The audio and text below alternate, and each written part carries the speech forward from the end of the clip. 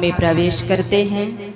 सभी बड़े भाव के साथ कथा को श्रवण करेंगे और श्रवण बस नहीं करेंगे, उनमें बताई हुई बातों को अपने जीवन के साथ जोड़ने का प्रयास अवश्य करेंगे। तभी हम सब का जीवन सफल और सार्थक हो सकता है। तो माँ के भक्तों, पिछले 13 तारीख को हमने आप सबको दान के विषय में अवगत कराया था कि जीवन में दान का भी बहुत बड़ा महत्व होता है और उसमें भी अन्न और धन का दान महादान कहलाता है। क्यों? क्योंकि इन्हीं 2 प्रकार के दान से पूरा संसार संचालित होता है। और जो मनुष्य तन पा करके अन्न होते हुए, धन होते हुए अन्न और धन का दान नहीं करता, वह सदा निर्धन बना रहता है और उसका जन्म भी निर्धन परिवार में ही होता है। और भक्तों, धर्म ग्रंथों में कहा भी गया है और पूर्व के चिंतनों में गुरुदेव जी ने भी अवगत कराए थे कि मनुष्य को अपने कमाई का 10% धर्म के कार्य में खर्च करना चाहिए। लेकिन भक्तों, गुरुदेव जी ने तो कहा है कि आप 10% ना करिए, लेकिन रोज 1 रुपये और 1 मुट्ठी अन्न प्रतिदिन के हिसाब से रोज निकालते जाइए और आश्रम में एक दिन ला करके जमा कर दीजिए। फिर जिसके पास अधिक है, ज़्यादा है, व्यवस्थाएं हैं, वो अधिक से अधिक भी कर सकता है। ज़रूरी नहीं कि बस 1 रुपया दे, अधिक से अधिक भी करके वह पुण्य लाभ अर्जित कर सकता है।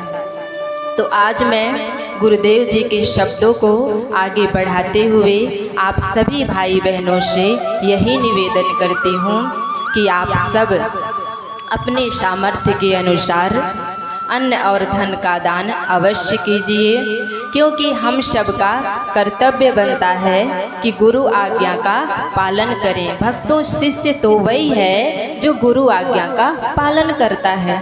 तो हम लोग भी तो अपने गुरुदेव के शिष्य हैं, तो हम सब का भी यही धर्म बनता है कि हम सब अपने गुरुदेव की आज्ञा का पालन करें। इन्हीं शब्दों के साथ आज मैं बड़े ही सुंदर विषय पर आप सभी को अवगत कराना चाहूँगी कि माँ भगवती को स्नान कैसे कराना चाहिए और किन किन वस्तुओं से उनका स्नान कराना चाहिए और माँ भगवती की परिक्रमा करने का क्या फल मिलता है। वैसे माँ के भक्तों, माँ भगवती को स्नान कौन करा सकता है, क्योंकि वह तो जगत की जननी है, ब्रह्मांड की स्वामिनी है, संपूर्ण जगत को उत्पन्न करने वाली है। तो उनका स्नान कैसे कराया जा सकता है? परंतु भाव के अनुसार देवी भागवत में वर्णन आता है कि जो मनुष्य पौंड्र नामक गन्ने के रस को कलश में भर करके 100 कलश से वो माँ भगवती को स्नान कराता है, तो वह पुनर्जन्म ना विद्यते, उसका दोबारा जन्म नहीं होता है, अर्थात वह माँ भगवती के लोक को प्राप्त कर लेता है, भव बंधन से मुक्त हो जाता है। उसी प्रकार से जो व्यक्ति आम के रस से, गन्ने के रस से माँ भगवती को स्नान कराता है, तो उसके घर में निरंतर माता लक्ष्मी और सरस्वती जी का वास होता है। और जो व्यक्ति केसर, कस्तूरी और कमल जल मिश्रण करके माँ भगवती को स्नान कराता है, तो उसके सैकड़ों जन्मों के पाप कर्म जो थे वह जल करके नष्ट हो जाते हैं। और जो व्यक्ति माँ भगवती को दूध से स्नान कराता है, मधु से स्नान कराता है, घृत यानी घी से स्नान कराता है, वह व्यक्ति अपना लोक और परलोक दोनों को संवार लेता है।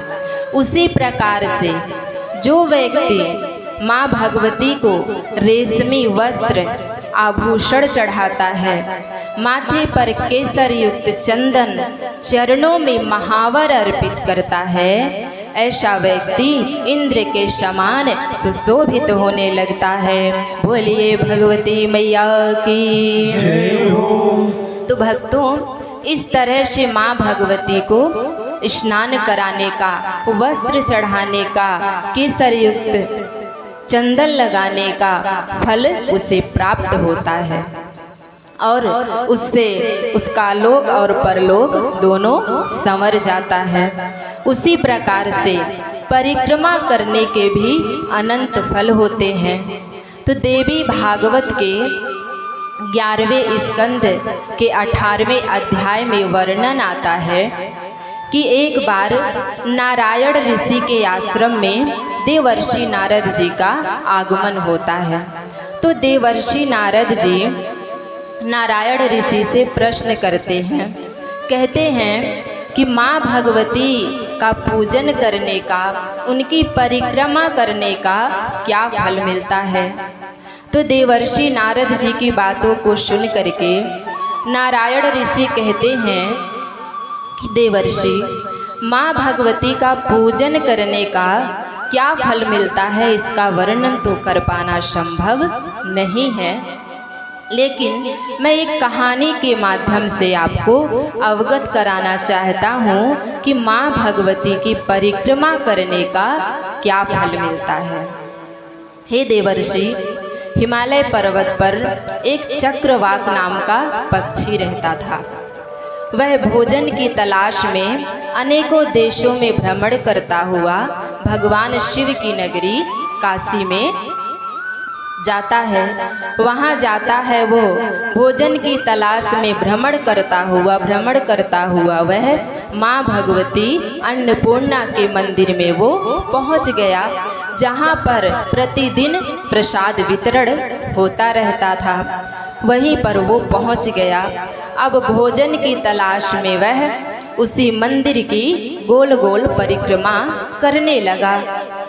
अब जब सब भक्त प्रसाद ग्रहण करके चले गए तो वह पक्षी आता है और उस गिरे हुए प्रसाद को उसने ग्रहण किया।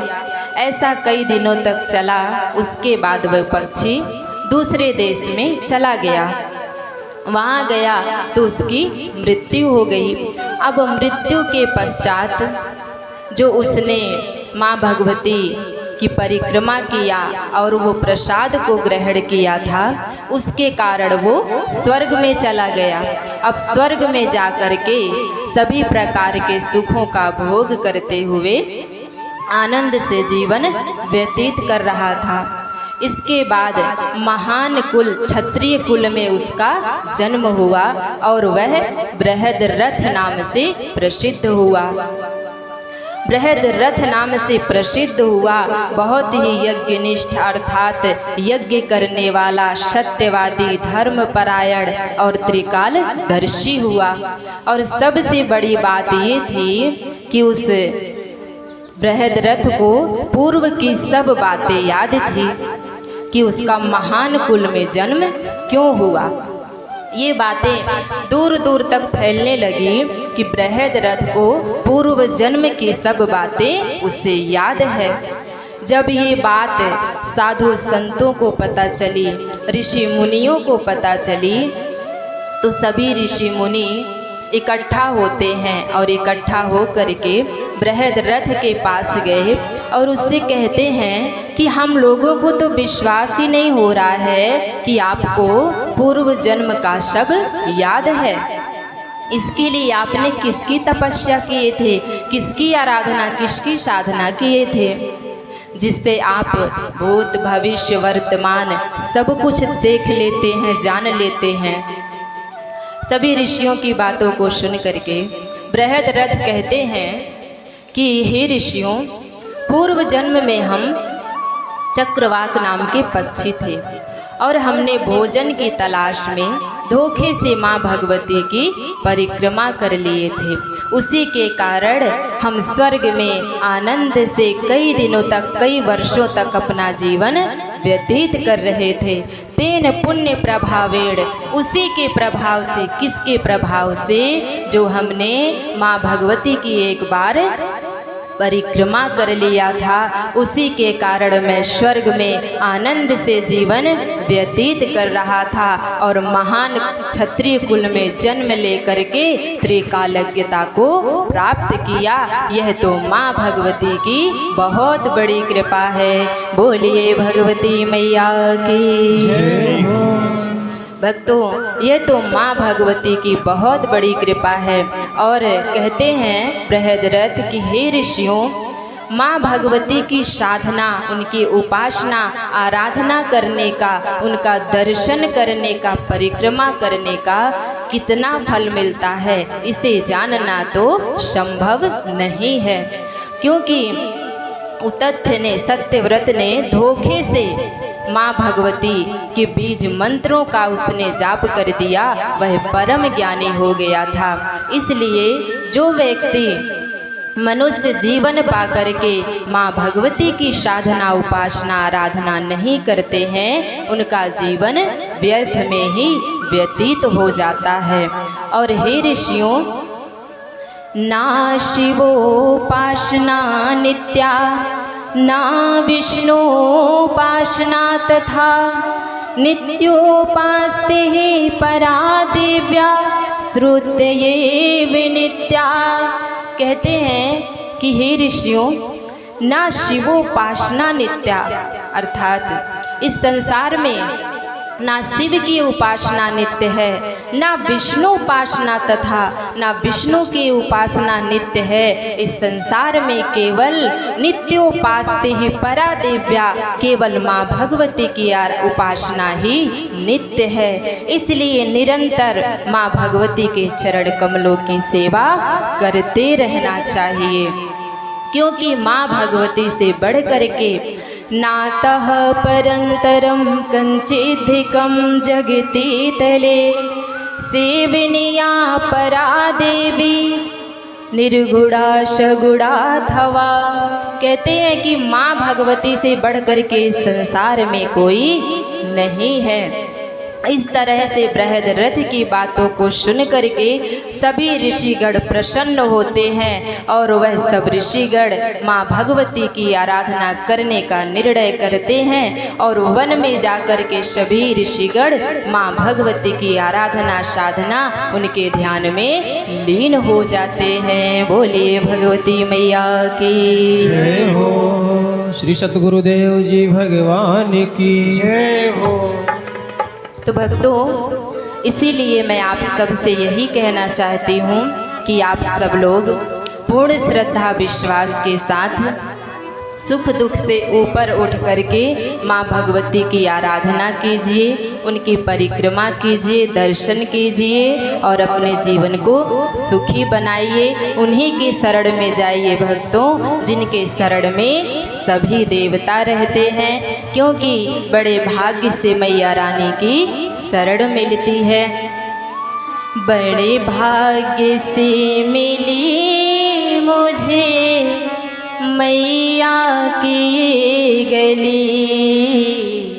बड़े भाग्य से मिली मुझे मैया की गली। होगा क्या जब मिलेंगी वो, होगा क्या जब मिलेंगी वो, दिल में है खलबली। बड़े भाग्य से मिली मुझे मैया की गली। भक्तों, बड़े भाग्य से मैया रानी की ये शरण मिली है। इसलिए मूरत ये प्यारी माँ की दिल में उतार लो, मूरत ये प्यारी माँ की दिल में उतार लो।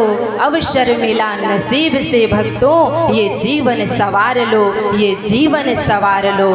इसलिए कहना चाहती हूँ भक्तों कि बड़े भाग्य से यह जीवन मिला है, अपने इस जीवन को सवार लीजिए। क्योंकि वो आँखें ही क्या, वो आँखें ही क्या जिनसे मैया का दर्शन ना हो, वो जुबान ही क्या जिससे माँ का नाम ना निकले, और वो हाथ ही क्या जो ताली बजाने के काम ना आए कीर्तन में, और वो पैर ही क्या भक्तों जो चल कर माँ के धाम ना जाए, जो चल कर माँ के धाम ना जाए। इसीलिए भक्तों अवसर मिला नसीब से जीवन सवार लो, अवसर मिला नसीब से जीवन सवार लो। बोलिए माता भगवती माँ काली की जय हो। सतगुरुदेव महाराज की जय हो। अब इन्हीं शब्दों के